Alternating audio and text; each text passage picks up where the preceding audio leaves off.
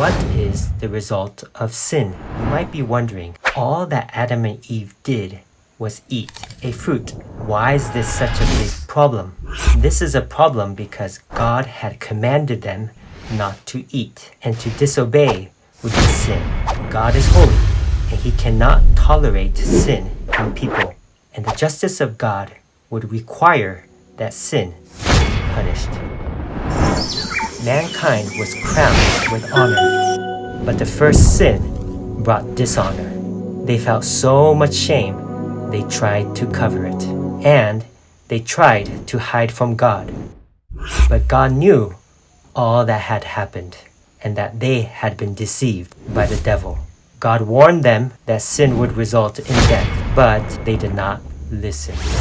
The punishment for the man and woman was a curse.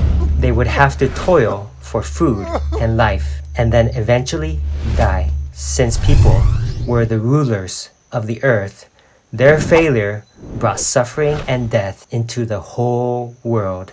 And people who are separated from God have had to be selfish in order to survive in this broken world. The perfect peace with God that people once enjoyed was replaced by fear. And that is why many religious people perform rituals today, because of their fear of punishment and death. But it was not God's original intention for people to be living in fear, but rather for people to live out of love for Him. God didn't abandon the project of His creation or start over. People who were made in God's image were too precious to just destroy.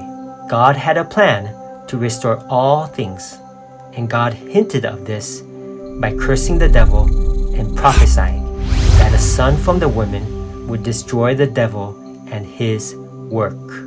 The future stories is the unfolding of God's great plan of saving and restoring people back to a loving relationship with Yahweh God.